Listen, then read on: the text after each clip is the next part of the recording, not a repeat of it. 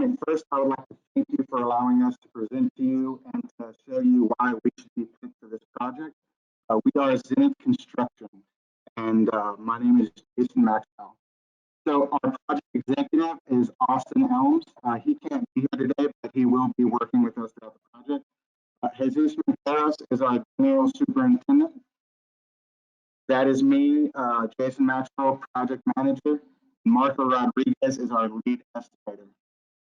We also have Darren Nahara, who couldn't be here today, but he's our quality control manager, and he will be working with us throughout the entire project. And Jose Hernandez is our safety manager. So a little bit about our culture. We believe not just in constructing structures, but we also establish relationships. And that's how we bring the final product to you. Because you, as the owner, have a vision, and it's our job to make that vision come true. You can also see our core values at the bottom. We believe that each employee having those values instilled allows them to come to work every day and to do the best they can at all times. So a little bit about our past projects. You can see all of these have similarities to the Epic. They're all tall superstructures in densely populated areas. They all use curtain wall. You can also see that we have a lot of experience together. And that unit cohesion is one of the reasons why we can deliver such a good product. We know how each other thinks, and that is going to help us in this project if we're selected. So we also wanted to show that we understand that Deep Ellum is truly a special place. It is the cultural heart of Dallas.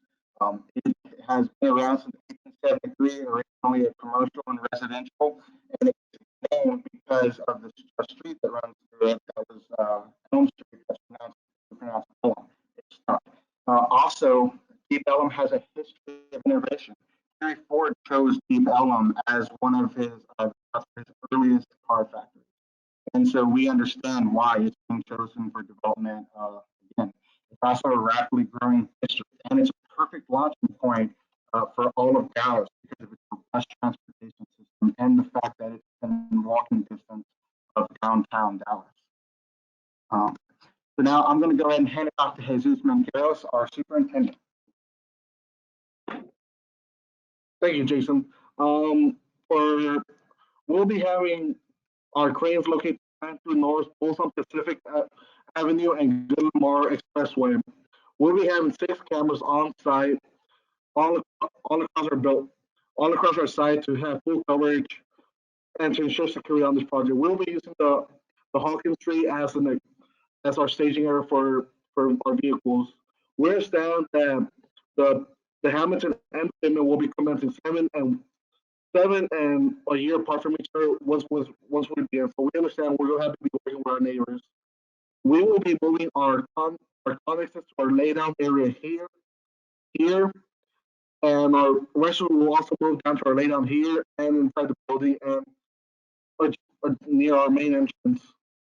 Our trailers, job site trailers for all of our trades and the cleaner, so we'll be moving into garage once the garage is established in 2-3 months into the project.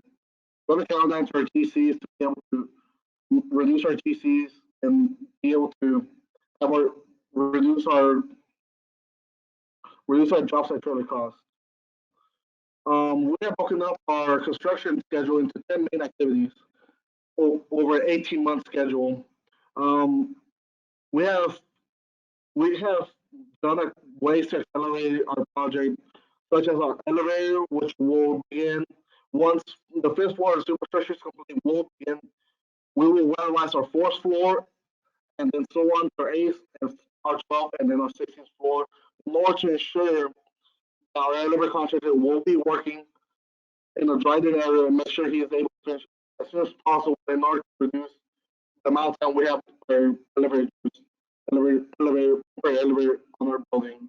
We have also understand that the intense heat weather of Texas is also a factor. We will be in the early mornings and during the summer, such as our exterior trades that will be working in the perimeter. Also, we understand weather is going to be a major issue, so we have also included time in order to weatherize our building work efficiently. Now I'm gonna pass it on to Marco to speak more about our schedule, our estimate schedule.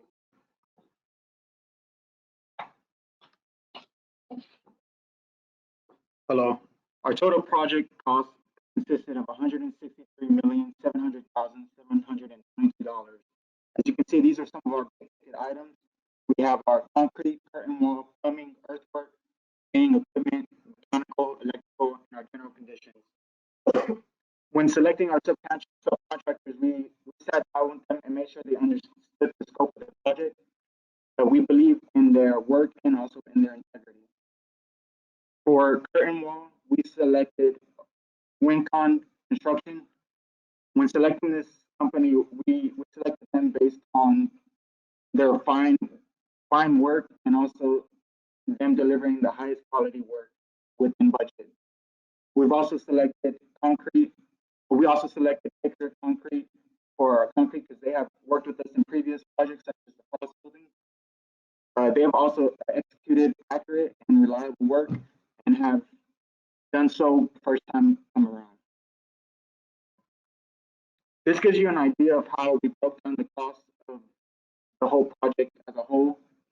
You can see that concrete consisted of 46%, and our openings consisting of 8%, van equipment 5%, and our MVP 4 to 5% each. And the divisions that are not listed here are under other, which is accounted for 50%. I'm going to hand it off to Jose for our safety manager.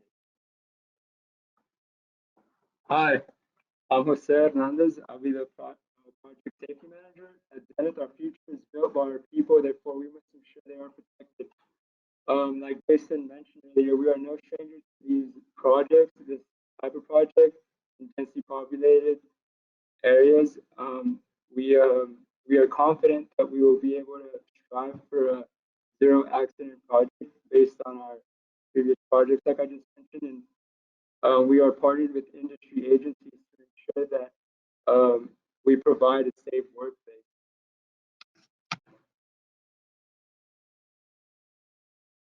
So as is associated with this project, Jesus and I have worked on the past 4 projects together, and these hazards have been associated with every one of those projects. Excuse me. And we are confident that we will be able to mitigate these hazards to a minimum and eventually pursue on this project a zero accident with these hazards.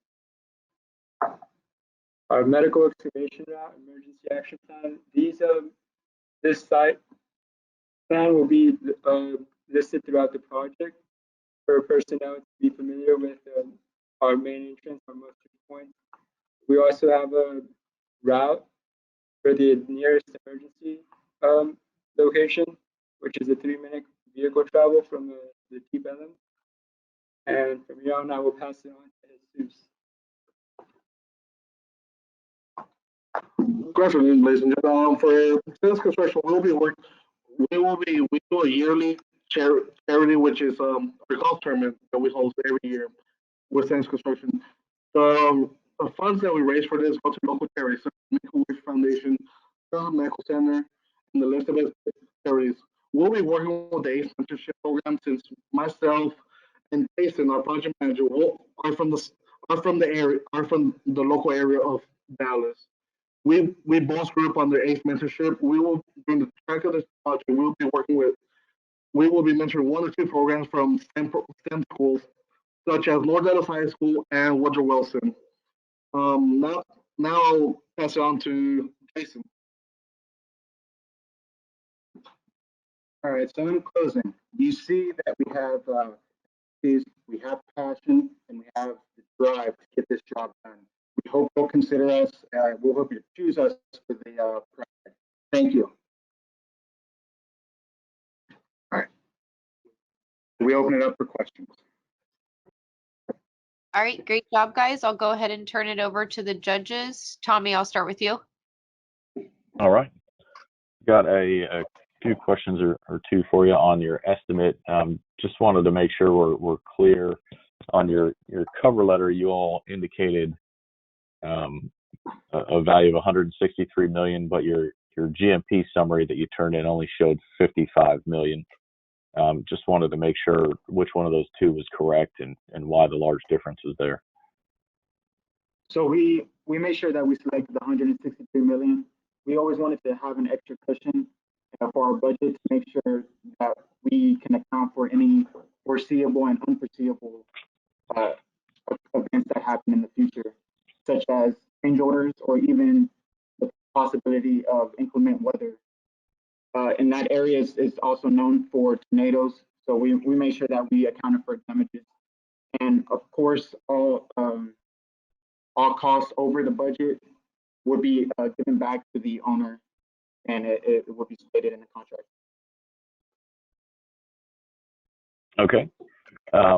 My next question is, when looking back at your step one estimate, you all were around 105 million, and now we're sitting at about 163 million.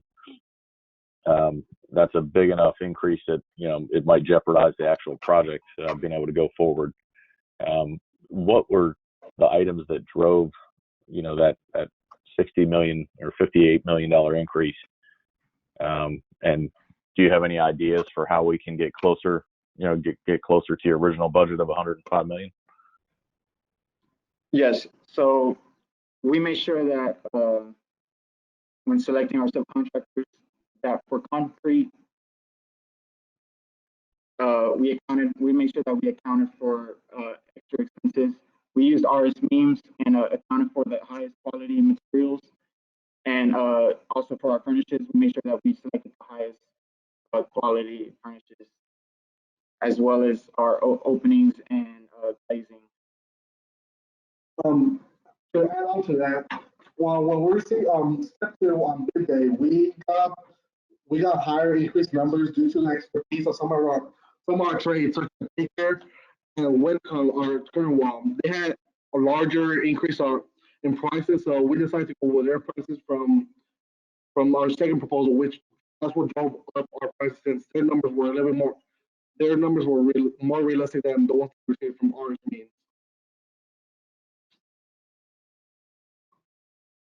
Okay, thank you very much. I'll turn it over to Amanda and her team for some more questions. Yeah, thanks. Thanks, Tommy. Thanks, guys. You guys did a great job. Couple questions for you. Looking at the milestone schedule that you guys had on the screen, it looks like there's a big overlap with the interior finishes while building skin is being completed. Yep, there you go. Can you advise on your QC plan to make sure that we don't damage the interior finishes? Yes, so the overlap is because some of our finishes are such as in the basement, the garage, means that the garage finishes will be already at that point, they'll be weatherized already by the time we get up to our fourth floor, which our building skin is a fourth floor lag. So once our fourth floor is being completed, we'll start our first floor turn wall system. Mean that out. So basically, when our building skin begins, that means they already have they have 4 floors going forward. That means our finishes will begin their work from going from the basement, which is B2, moving up, which will ensure that their finishes get protected and weatherized that way. Okay, great, thank you. Another question about your site U plan. Right now you have, looks like 2 tower cranes you were discussing. Can you advise on what your heaviest pick is that you use to size the crane? The air handling units at the top are going to be the highest weight that we have on our project, and it's going to be our hammerhead crane, which is on the one that's located on Lamar Expressway, which has a higher capacity, which will be able to withstand the weight of that. Great. And then I've got one more question before I turn it over. Looks like you have some good past experience on high-rise construction. Can you tell me what the biggest safety risk is with high-rise construction? Our biggest risk on the high-rise is fall hazards, and depending on the location is also the logistics involving having the community involvement, so we understand the high-rises affect the community. a lot with it, just because of equipment and durations of the time of these projects. Great, thank you so much. With that, I'll turn it over to Andrew. Okay, so just a couple of quick questions. One kind of touches, I think, on the question that Amanda asked just a minute ago, but it's kind of hard to hear you guys. So the milestone schedule that you guys have, you have glazing and conditioned air kind of offset a little bit. Your conditioned air looks like it's 3 months before your glazing is complete. Do you guys see an issue with that? We'll be have temporary walls up in some of our areas, which therefore our AC will be protecting those areas for finishes, which since a lot of the areas, the AC, duct banks, we can block them off in order to start our commissioning for the air handling. That means we're gonna be testing our air around that time frame, make sure there's no tech problems such as the wiring and make sure the ducts are clean. That's why we started at that time, to make sure everything's up to date on that. Make sure everything's ready by the time our building skin's going up and the glazing. Okay. So next is your trailers. You guys talked about your Site U plan, and I don't know if you touched on it, and I just didn't hear you. But where are your trailers located, and how many do you have? Our trailers are located on Elm Street, right next to the Penman Hotel, right in that little corner. We have for major structural trades, we're about having 6 to 7 trailers there. But once that begins, we'll move our trailers inside the garage by installing temporary walls and AC inside the garage. That's why we have a set up an entrance here, which is the entrance of the garage, for people to come in and be able to put their trailers. Okay. And it looks like you guys only. Yeah, I got you. Okay. So it looks like in your estimate, you guys only have one for your team. Do you think that's enough? You had a pretty sizable team. Well, the one trailer should be sufficient, but because of time, 3 months in, that's when we will start increasing our man team. Therefore, we will be having them. That's when we should have our office inside the garage by that time frame. We have an increase of manpower coming in from our team. Okay. And then just one last question on your dumpsters within your estimate. It looks like you guys have 12 pulls for dumpsters. Do you guys think that's enough to get you through the job? We believe so. Okay.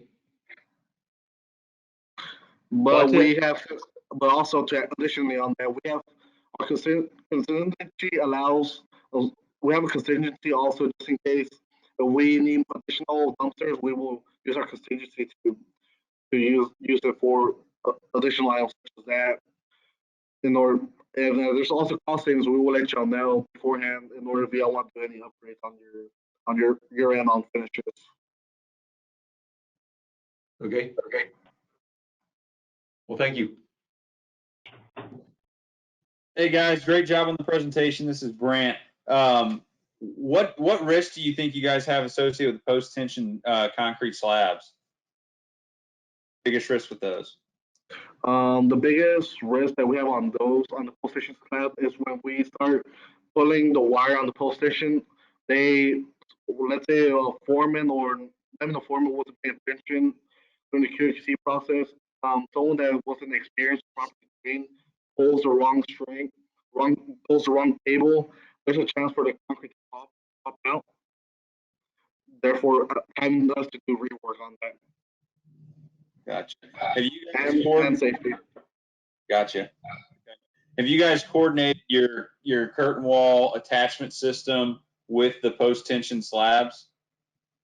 You had a chance to look into that, how that's going to work? Yes, it's gonna be anchored base using anchors which they're gonna be embedded to basically embed plates to the concrete, which are it's gonna be our current walls gonna be anchored to that. Okay. Last question that I've got for you guys. Do you guys have any testing figured into your pricing for the glazing system? Yes, I believe so. I'll let Marco speak more about this. Okay.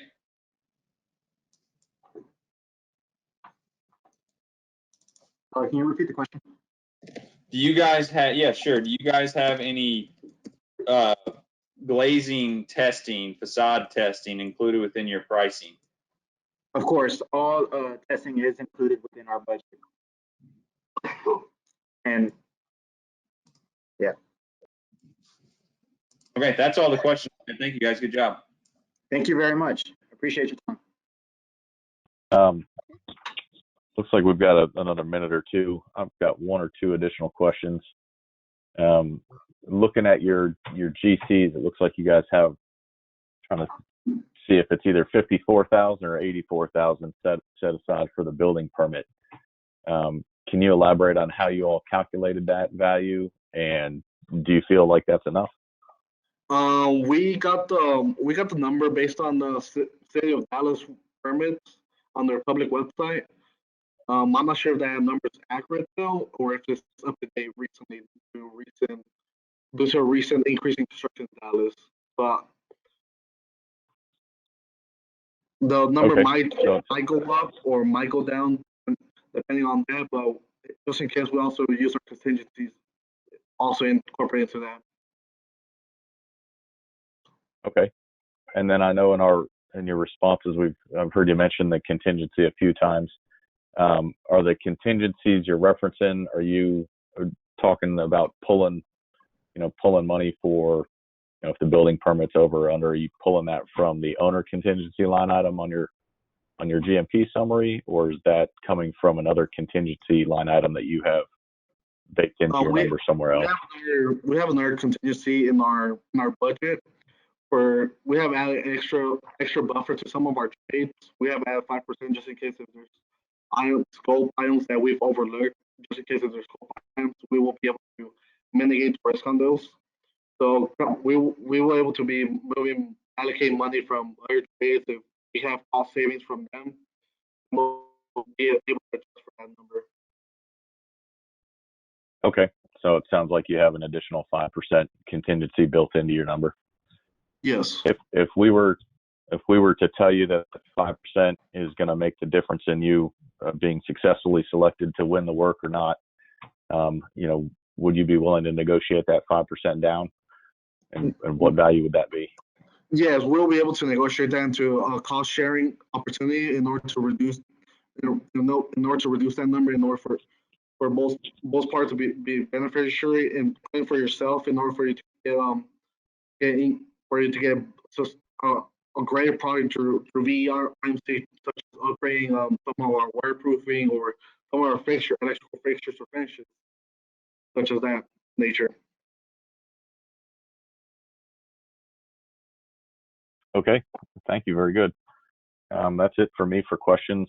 It looks like we have maybe 2 minutes left. So if any of the judges have maybe one or two more questions, we can do that. Yes, I've got one question. You mentioned one of the top hazards was falling objects. What methods and precautions are you going to implement to protect against falling objects? I can speak partially about that, and then I'll pass it on to Jose for additional reinforcement. Some of the mitigation for falling hazard, we will set up a safety net on the elevator floors in order to prevent it from falling down, including also having safety cable and lifeline cables for fall hazards for employees working above 6 feet and on elevator floors. To speak more about that, I'll pass it on to Jose. Yes, sir. So to clarify that, we will have at the perimeter of the area, we have the perimeter of the building structure, a guardrail in with toe boards, and around the perimeter as well of the area of the building, we will have debris and personnel safety net. and that is how we will mitigate the fall hazard. Okay.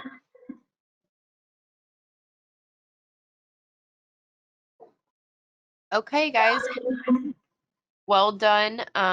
If you can go ahead and sign off, you're more than welcome to join back in. We just need to get you out as a panelist. And congratulations. Well done.